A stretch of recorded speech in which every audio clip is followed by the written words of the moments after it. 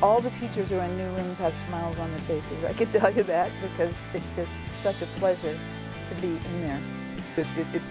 It's a real lab, you know what I mean? It's not like I haven't been teaching, you know, physics and the kids have been learning and it's all been good in the lab space that we've had. But, you know, I just walk into the room and it's like, you know, real lab space. We can do real physics here.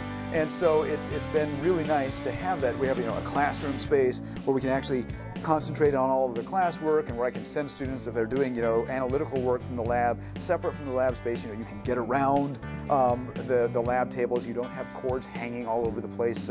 It's just, you know, it's nice to have a space where we can really do the work that we need to do in the classroom. One of the other things that's great about the new space is that we have our classroom and our lab space here, but over here we have the special projects room. And in the projects room, we are able to accommodate our teams, our special projects team. So we have a Science Olympiad team, National Ocean Science Bowl team, we have science fair projects, and then we also have, like, on occasion we'll have a senior project that is a physics-based project where they need a space to actually work on things. And so now we have this great space. They can come in, they have a space to keep their stuff, and so that's nice. So it's organized for the teams, and there's a space to actually keep projects out and work on them over periods of time where they can do a really good job on the projects and work on making things that work well.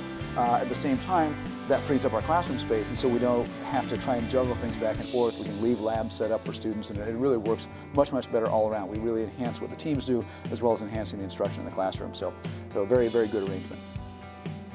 Science, you need to have some level of organization, and with the new lab space, per design, you know, in our discussions early on, and it's worked out very nicely. You know, we have, you know, drawers 1 through 6 where, you know, these things go. And a lab science where you have to learn about, you know, how do you organize data? How do you organize things to do something in a way that is reproducible, to do something in a way where you can get results that you can actually trust, and that's part of doing science as well.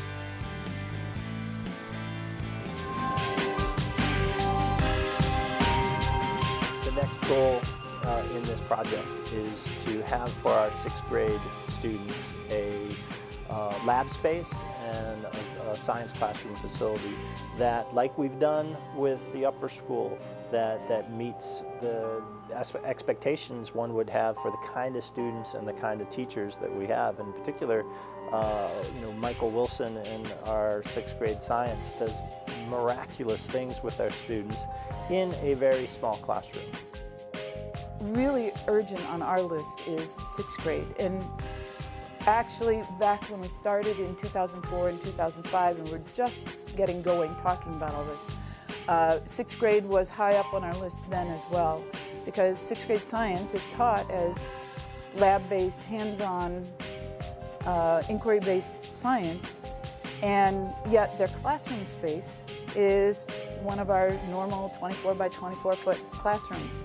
And to try to set that up, to have the storage space you need for lab and the room for kids to move in that space is just really limited. So we are really excited for Michael Wilson and his program that the 6th grade looks like it's next on deck, and he will have a larger space with lots more natural light, a little mud room, because going outside is an important part of the program.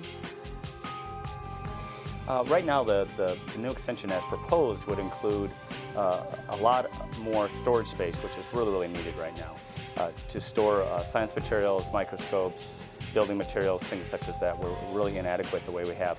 Currently, we have electrical extensions coming from the ceiling, which is really good, but it would be nice to have them such that they're accessible from the floor. We would also have wet lab capabilities, which would allow us to do some really cool labs with regard to water, glaciation, things such as that.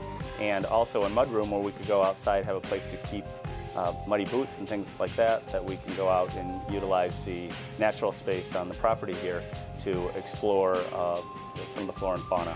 So we're really excited about the way that this is laid out. It will be a green extension, from what I understand, and I think that the kids will really, really benefit and will expand their interest and motivation to be the scientists of the future.